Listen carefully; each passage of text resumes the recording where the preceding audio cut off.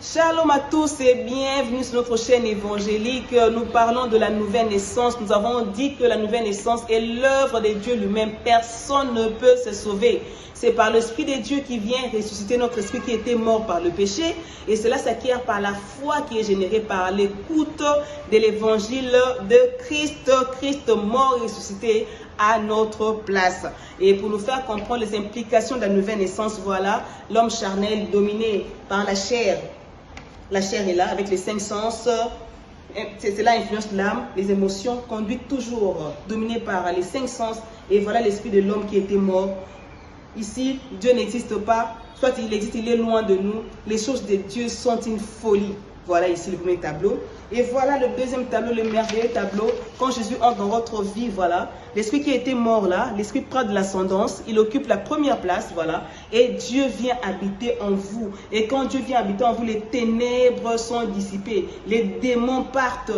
Oh, mes frères, mes soeurs, toutes les mauvaises choses partent parce que Jésus a Dieu à la place en vous. Et voilà, cela va influencer votre âme. Ici, quand Jésus entre dans votre esprit, nous avons conscience de l'amour de Dieu. Nous regrettons nos péchés. Voilà, il y a la repentance ici. Nous pleurons nos péchés. Nous nous rendons compte que nous ne sommes pas dignes de l'amour de Dieu. Et nous acceptons son pardon. Nous acceptons l'amour de Dieu, voilà. Et cela influence ici notre âme. Nous nous rendons compte que nous n'avons pas seulement fait du mal à Dieu, mais aussi à notre prochain. Nous demandons pardon. Nous réparons nos fautes, comme ici, dans Luc 19, où Zachée était prêt à rembourser même le double de ce qu'il avait pris à ses frères. Voilà, le vrai pardon avec réparation. Et cela influence notre corps. Quand on reçoit Jésus-Christ, bien aimé, il y a la guérison des maladies. Il y a la guérison de nos infirmités. Voilà, voilà la nouvelle essence. C'est que cela implique dans notre vie. Cela n'affecte pas le physique, bien sûr. Le sexe ne change pas. Mais vous voyez une transformation totale. Parce que cette transformation vient de l'intérieur, des métanoïa,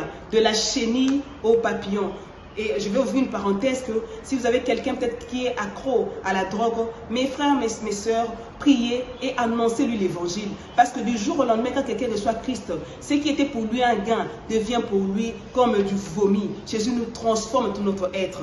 Ce qui était passé, toutes les choses sont devenues nouvelles. Bien-aimés, mes frères et sœurs, je vous invite tous à recevoir Jésus. Dans quel tableau êtes-vous? Je vous conjure à être ici. Nous allons vivre la gloire de Dieu. Que Dieu nous bénisse. Shalom à tous. Partagez nos vidéos, likez et vos remarques sont les bienvenues. Shalom à tous.